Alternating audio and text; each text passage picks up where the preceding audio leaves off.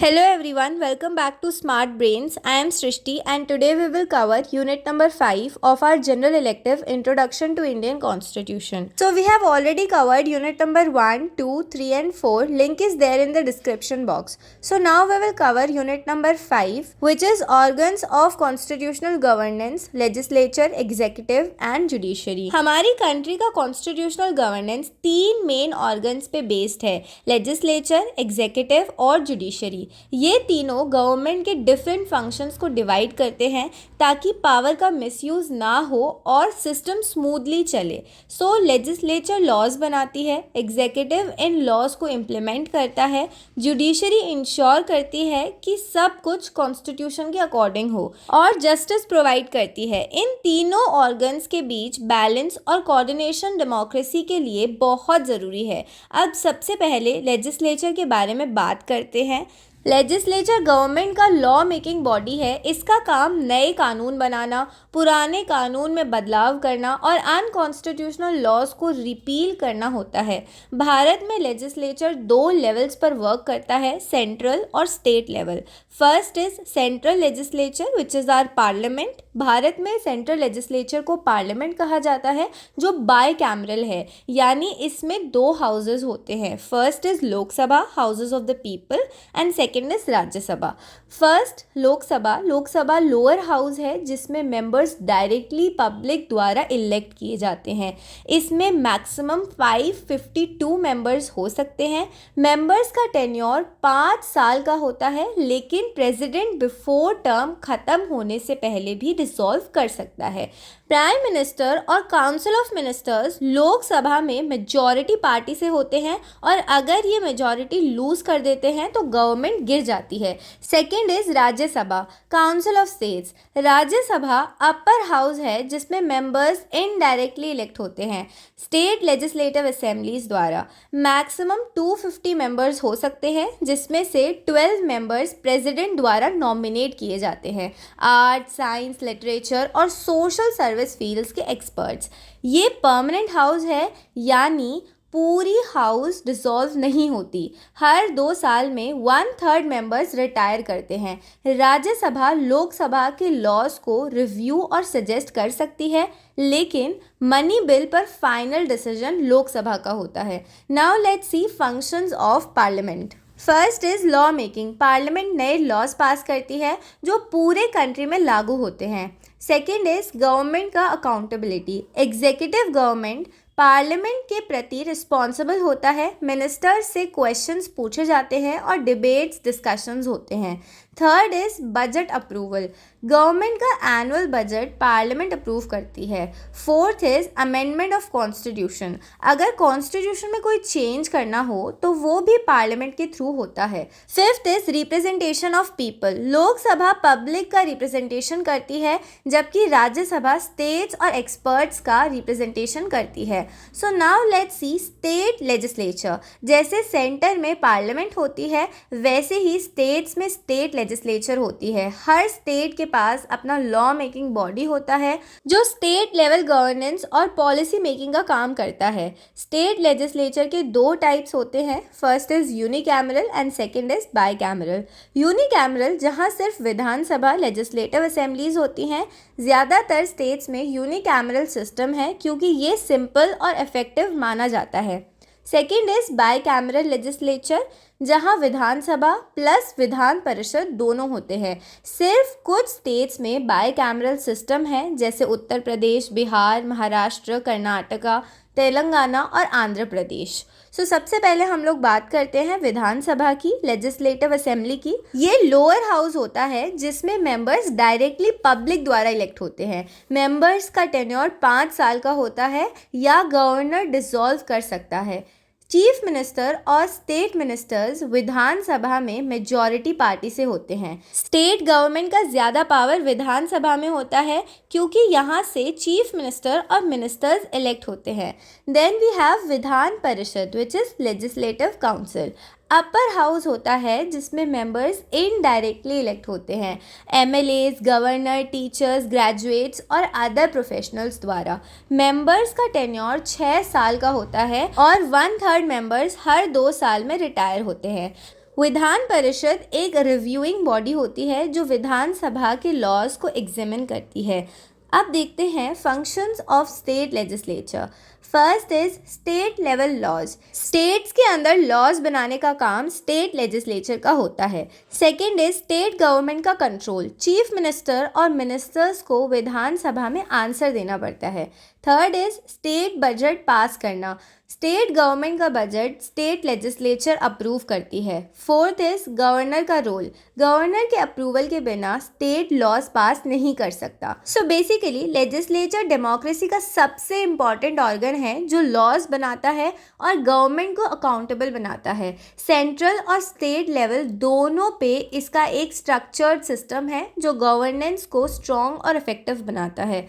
अब हम देखते हैं एग्जीक्यूटिव। एग्जीक्यूटिव गवर्नमेंट का वो ऑर्गन है जो लॉज और पॉलिसीज़ को इम्प्लीमेंट करता है। लेजिस्लेचर लॉज बनाता है लेकिन उन्हें ग्राउंड लेवल पर इन्फोर्स करने का काम एग्जीक्यूटिव का होता है। इंडिया में एग्जीक्यूटिव 2 लेवल्स पर वर्क करता है, सेंट्रल एग्जीक्यूटिव और स्टेट एग्जीक्यूटिव। सेंट्रल एग्जीक्यूटिव इसका काम नेशनल लेवल पर गवर्नेंस को इम्प्लीमेंट करना होता है। इसमें प्रेसिडेंट, प्राइम मिनिस्टर और काउंसिल ऑफ मिनिस्टर्स आते हैं। सो फर्स्ट इज प्रेसिडेंट, राष्ट्रपति। प्रेसिडेंट भारत का हेड ऑफ द स्टेट होता है और कॉन्स्टिट्यूशन का गार्जियन माना जाता है। ये इनडायरेक्टली इलेक्टेड होता है एमपीज और एमएलएज के इलेक्टोरल कॉलेज द्वारा। टेन्योर होता है 5 इयर्स का। प्रेसिडेंट मेनली सेरेमोनियल हेड होता है लेकिन इमरजेंसी सिचुएशंस में एक्स्ट्रा ऑर्डिनरी पावर्स यूज़ कर सकता है। So basically powers of president क्या है? फर्स्ट पावर है एग्जीक्यूटिव पावर। सभी सेंट्रल गवर्नमेंट ऑफिसर्स प्रेसिडेंट के नाम पर काम करते हैं। सेकंड है legislative power. President parliament session समॉन और डिसॉल्व कर सकता है और बिल्स अप्रूव रिजेक्ट कर सकता है। Third is financial power. कोई भी मनी बिल प्रेसिडेंट के अप्रूवल के बिना पास नहीं हो सकता। Fourth is judicial power. President माफ़ी, पर्दों, सज़ा में रिलैक्सेशन या सस्पेंशन दे सकता है। Fifth is emergency power. अगर कंट्री में इमरजेंसी लगे तो प्रेसिडेंट पूरा कंट्रोल ले सकता है, नेशनल, स्टेट और financial emergency. Now second is prime minister, प्रधानमंत्री and council of ministers. Prime minister real head होता है जो एक्चुअल एग्जीक्यूटिव पावर होल्ड करता है। प्राइम मिनिस्टर का अपॉइंटमेंट प्रेसिडेंट करता है लेकिन वो लोकसभा में मेजॉरिटी पार्टी का लीडर होता है। प्राइम मिनिस्टर के अंडर काउंसिल ऑफ मिनिस्टर्स होते हैं जो अलग अलग मिनिस्ट्रीज हैंडल करते हैं। Types of ministries are first cabinet ministers. ये हाईएस्ट लेवल के मिनिस्टर्स होते हैं जो इम्पॉर्टेंट मिनिस्ट्रीज जैसे defence, home, finance, external affairs को हैंडल करते हैं। Second is minister of state, independent charge. ये डायरेक्टली प्राइम मिनिस्टर को रिपोर्ट करते हैं और उनके पास इंडिपेंडेंट मिनिस्ट्री होती है। Third is minister of state. ये कैबिनेट मिनिस्टर्स के अंडर वर्क करते हैं। Now let's see power of prime minister and council of ministers. First is policy making. Government के मेजर पॉलिसीज और डिसीजंस प्राइम मिनिस्टर और उसकी टीम देती है। Second is administration control. Prime minister bureaucracy और administration को कंट्रोल करता है। Third is legislative power. Prime minister और मिनिस्टर्स पार्लियामेंट में बिल्स इंट्रोड्यूस कर सकते हैं। Fourth is emergency power. Emergency के टाइम प्राइम मिनिस्टर प्रेसिडेंट को एडवाइस देता है और पूरा सिस्टम कंट्रोल करता है। Now let's C state executive. जैसे सेंटर में प्रेसिडेंट और प्राइम मिनिस्टर होते हैं वैसे ही स्टेट में गवर्नर और चीफ मिनिस्टर होते हैं जो स्टेट लेवल गवर्नेंस को हैंडल करते हैं। First is governor. Governor state का कॉन्स्टिट्यूशनल हेड होता है और प्रेसिडेंट द्वारा अपॉइंट किया जाता है। इसका टेन्योर 5 साल का होता है। ये सेरेमोनियल हेड होता है लेकिन कुछ स्पेशल कंडीशंस में पावर यूज कर सकता है। पावर ऑफ गवर्नर क्या क्या है? First is executive power. State के सभी गवर्नमेंट ऑफिसर्स गवर्नर के नाम पे काम करते हैं। Second is legislative power. Governor state assembly, Vidhan Sabha को समन डिसॉल्व कर सकता है। Third is judicial power. Governor कुछ केसेस में माफ़ी या सज़ा में रिलैक्सेशन दे सकता है। Fourth is emergency power. अगर स्टेट में गवर्नेंस फेल हो जाए तो गवर्नर प्रेसिडेंट रूल रिकमेंड कर सकता है। नाउ चीफ मिनिस्टर, मुख्यमंत्री and council of ministers. Chief minister head होता है जो एक्चुअल स्टेट गवर्नेंस कंट्रोल करता है। चीफ मिनिस्टर का अपॉइंटमेंट गवर्नर करता है, लेकिन वो विधानसभा में मेजॉरिटी पार्टी का लीडर होता है। चीफ मिनिस्टर के अंडर काउंसिल ऑफ मिनिस्टर्स होती हैं जो अलग अलग स्टेट मिनिस्ट्रीज हैंडल करते हैं। So what are the types of state ministers? First is cabinet ministers, important departments जैसे हेल्थ, एजुकेशन, ट्रांसपोर्ट हैंडल करते हैं। Second is minister of state, independent charge, इनके पास अपनी मिनिस्ट्री होती है लेकिन वो डायरेक्ट चीफ मिनिस्टर को रिपोर्ट करते हैं। Third is minister of state, ये कैबिनेट मिनिस्टर्स के अंडर वर्क करते हैं। What are the powers of Chief Minister and Council of Ministers? First is state policy making. Chief minister और उसकी team state की मेजर पॉलिसीज और schemes बनाते हैं। Second is administration control. Chief minister state level bureaucracy और police system को control करता है। Third is legislative power. Chief minister और मिनिस्टर्स स्टेट लेजिस्लेचर में बिल्स इंट्रोड्यूस कर सकते हैं। Fourth is emergency power. अगर लॉ एंड ऑर्डर बिगड़ जाए तो चीफ मिनिस्टर गवर्नर और सेंटर को रिपोर्ट करता है। सो बेसिकली एग्जीक्यूटिव गवर्नमेंट का मोस्ट पावरफुल ऑर्गन होता है जो एक्चुअल गवर्नेंस और लॉ इन्फोर्समेंट का काम करता है। सेंटर में प्रेसिडेंट, प्राइम मिनिस्टर और उनकी काउंसिल ऑफ मिनिस्टर्स ये रोल प्ले करते हैं, जबकि स्टेट में गवर्नर, चीफ मिनिस्टर और उनकी काउंसिल ऑफ मिनिस्टर्स रिस्पॉन्सिबल होते हैं। एग्जीक्यूटिव ही कंट्री के स्मूथ फंक्शनिंग का मेन पिलर होता है। अब हम लोग देखेंगे जुडिशरी। जुडिशरी गवर्नमेंट का वो ऑर्गन है जो लॉज को इंटरप्रेट करता है, उनकी वैलिडिटी को चेक करता है और इंश्योर करता है कि लॉ सबके लिए फेयर और इक्वल हो। जुडिशरी का काम लॉ को इम्प्लीमेंट करना, डिस्प्यूट्स रिजॉल्व करना और राइट्स प्रोटेक्ट करना होता है। इंडिया में जुडिशरी एक इंडिपेंडेंट बॉडी है जो लेजिस्लेचर और एग्जीक्यूटिव से अलग होती है ताकि वो अपने काम में बायसेस और एक्सटर्नल प्रेशर से फ्री हो। सो बेसिकली जुडिशरी का क्या स्ट्रक्चर है? जुडिशरी का स्ट्रक्चर 3 टियर सिस्टम पर बेस्ड है जो सुप्रीम कोर्ट, हाई कोर्ट और सबऑर्डिनेट कोर्ट से मिलके बना है। So first is supreme court. Supreme court Bharat का हाईएस्ट जुडिशियल बॉडी है। Chief justice of India CJI supreme court का हेड होता है और जुडिशियल सिस्टम को लीड करता है। सो अब आप लोग मुझे कमेंट सेक्शन में बताओ कि current chief justice of India कौन है। सुप्रीम कोर्ट का मेन रोल होता है कॉन्स्टिट्यूशन को इंटरप्रेट करना और फंडामेंटल राइट्स को प्रोटेक्ट करना। इसमें 30 जजेस होते हैं, चीफ जस्टिस और 29 अदर जजेस। अब हम देखते हैं jurisdiction.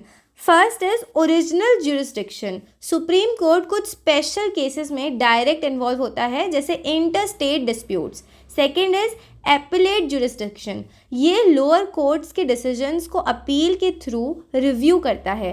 Third is advisory jurisdiction. Supreme court को प्रेसिडेंट से एडवाइस लेने का पावर भी होता है। Fourth is judicial review. Supreme court laws को रिव्यू करके उन्हें कॉन्स्टिट्यूशन के अगेंस्ट होने पर स्ट्राइक डाउन कर सकता है। अब हम लोग देखते हैं हाई कोर्ट्स। हाई कोर्ट्स हर स्टेट और यूनियन टेरिटरी में होते हैं और ये स्टेट लेवल के हाईएस्ट जुडिशियल अथॉरिटी होते हैं। हाई कोर्ट्स को प्रेसिडेंट अपॉइंट करता है और इसमें चीफ जस्टिस और सेवरल जजेस होते हैं। हाई कोर्ट का काम स्टेट लेवल के लीगल इश्यूज और डिस्प्यूट्स को रिजॉल्व करना होता है और ये लोअर कोर्ट्स के डिसीजंस को रिव्यू करता है। सो नाउ हाई कोर्ट्स का jurisdiction.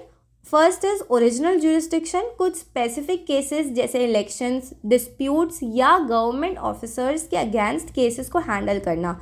Second is appellate jurisdiction. ये डिस्ट्रिक्ट कोर्ट्स और लोअर कोर्ट्स के डिसीजंस को अपील कर सकते हैं। Now subordinate courts. Subordinate courts को डिस्ट्रिक्ट कोर्ट्स, मैजिस्ट्रेट कोर्ट्स और सिविल कोर्ट्स भी कहा जाता है। ये लोअर कोर्ट्स होते हैं जो सिविल और क्रिमिनल केसेस को हैंडल करते हैं।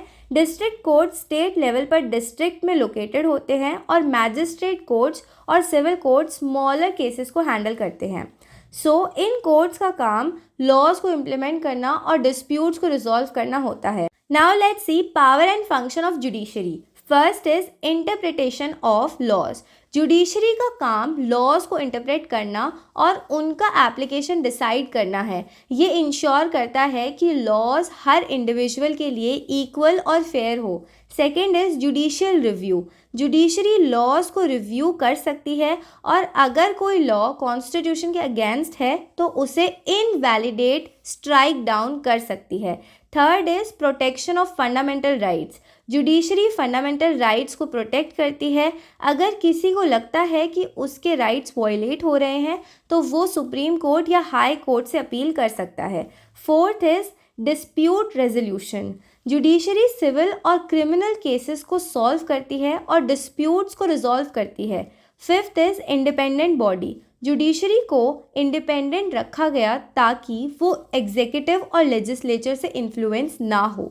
Now let's see role of judiciary in Indian democracy. First is ensuring rule of law. Judiciary rule of law को इंश्योर करती है, मतलब सबको बराबर हक मिलता है और कोई भी इंसान कानून से ऊपर नहीं होता। Second is safeguarding constitution. Judiciary का प्राइमरी फंक्शन कॉन्स्टिट्यूशन को प्रोटेक्ट करना है। अगर कोई लॉ या एक्शन कॉन्स्टिट्यूशन के अगेंस्ट हो तो वो उसे इनवैलिडेट कर सकती है। Third is protecting fundamental rights. Judiciary citizens के फंडामेंटल राइट्स को प्रोटेक्ट करती है, जैसे right to equality, freedom of speech, right to life etcetera. Fourth is providing justice. Judiciary citizens को जस्टिस प्रोवाइड करती है। अगर किसी सिटीजन का राइट वायलेट हो तो वो कोर्ट में अपील कर सकता है और उसे फेयर ट्रायल और जस्टिस मिलता है। सो बेसिकली जुडिशरी डेमोक्रेसी का एक इम्पॉर्टेंट पिलर है जो लॉज को इंटरप्रेट करता है और फंडामेंटल राइट्स को प्रोटेक्ट करता है। सुप्रीम कोर्ट, हाई कोर्ट्स और सबॉर्डिनेट कोर्ट्स के बीच का स्ट्रक्चर इंश्योर करता है कि गवर्नेंस ट्रांसपेरेंट और फेयर हो। जुडिशरी को इंडिपेंडेंट और इम्पार्शियल रखा गया है ताकि कोई भी अनजस्ट डिसीजंस ना हो।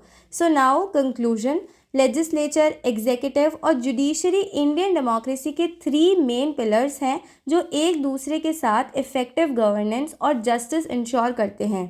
लेजिस्लेचर लॉज बनाता है जो सिटीजन्स और गवर्नमेंट के राइट्स को डिफाइन करते हैं। एग्जीक्यूटिव इन लॉज को इम्प्लीमेंट करता है, गवर्नेंस को प्रैक्टिकली एग्जीक्यूट करता है। जुडिशरी लॉज को इंटरप्रेट करते हुए जस्टिस डिलीवर करता है और फंडामेंटल राइट्स को प्रोटेक्ट करता है। इन 3 ऑर्गन्स का कोऑर्डिनेशन और बैलेंस डेमोक्रेटिक सिस्टम को स्ट्रॉन्ग बनाता है। अगर एक ऑर्गन अपने ड्यूटीज़ को ठीक से ना करे तो दूसरा उसे चेक कर सकता है, जैसे judiciary can review laws and executive को अकाउंटेबल बनाया जा सकता है। इस इंटरकनेक्टेड सिस्टम के थ्रू इंडिया में रूल ऑफ लॉ और सिटीजन्स के राइट्स प्रोटेक्ट होते हैं। So this was our unit number 5। I hope आपको अच्छे से क्लियर हो गया होगा। Still if you have any doubts feel free to ask me in the comment box. I will reply you as soon as possible. Thank you so much for watching and don't forget to subscribe to my channel.